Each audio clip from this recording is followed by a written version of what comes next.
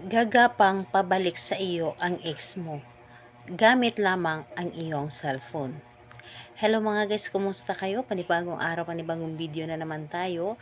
And sa araw na ito ay isa na namang video ang aking ituturo sa inyo na simpleng gabay o simpleng pamamaraan na makakatulong sa atin. At bago ang lahat, gusto ko lang mag-disclaimer sa mga taong hindi naniniwala at hindi gusto ang mga kagaya nitong video. Please skip this video and maghanap kayo ng videos na gustong gusto nyo, dahil ang video na ito ay para lamang ito sa mga taong naniniwala and gusto mag-try. Sa lahat po ng mga nagko-comment dito sa aking video, dito sa loob ng aking channel, mag-ingat sa lahat ng mga nagre-reply sa inyo na dinadala kayo sa kanilang WhatsApp in Imo app upang makaiwas po tayo sa scam. Ngayon po, ituturo ko sa inyo paano gagapang sa iyo pabalik ang ex mo. Ito ay pwedeng gawin sa parehas ang kasarian, babae ito babae and lalaki ito lalaki. And pwede mo itong gawin kahit na kayo ay magkalapit o magkalayo sa isa't isa, o kahit pa ilang buwan o taon na kayong naghihiwalay. Pwedeng-pwede mo itong gawin sa kanya.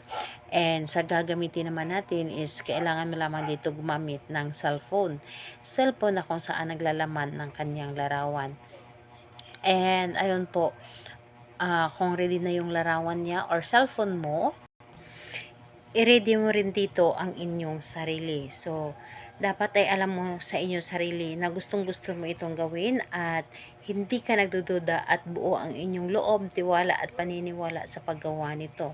And ayun po, kapag ready ka na, pwede mo na itong umpisahan. So, ang paggawa nito is kunin mo lamang ang inyong cellphone.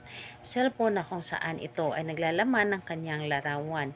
And ayun po, dapat yung larawan niya ay yung cleared photo. And dapat ay para bang ito ay nakatingin sa iyo. Yung tipong para bang nagtitinginan kayong dalawa. Yun ang larawan na gamitin mo. Kumuha lamang kayo sa kanyang social media account. And kapag ready na, titigan mo lamang ito. Titigan at kausapin mo lamang ito. Titigan at kausapin mo, sambitin mo yung kanyang pangalan at apelyido. And isunod mo dito ang mga sasabihin mo. Halimbawa, pangalan at apelyido, gagapang ka, magmamakaawa ka na bumalik sa akin. Magmamakaawa ka na tanggapin kitang muli. Magmamakaawa ka na makipagbalikan ako sa iyo. Magmamakaawa ka na mamahalin kita. So, lahat na gusto mong sabihin ay sabihin mo. And dapat nanggagaling ito sa iyong puso, yung mga sinasabi mo. Yung tipong gaano mo siya kagusto na bumalik sa iyo.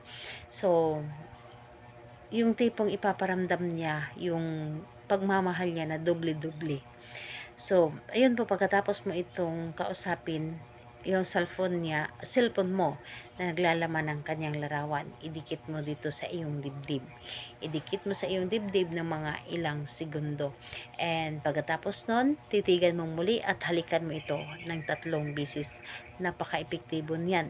Gawin niyo inyo ito at hindi kayo magsisisi. Kung magtatanong ka kailan ito pwedeng gawin, gawin ito sa araw ng Tuesday and Friday sa kahit anong oras. Pero kung hindi ka makapaghintay ng Tuesday and Friday, and pakiramdam ninyo na para bang hinihila kayo na gawin mo ang ritual, gawin po ninyo. Wala pong problema.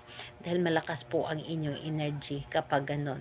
So, ayun po. And pagkatapos mong gawin, yung cellphone, itago mo or gamitin mo sa normal na gamit sa araw-araw. So, ganun lamang ang proseso. Salamat po sa inyo. Bye-bye everyone. God bless us all.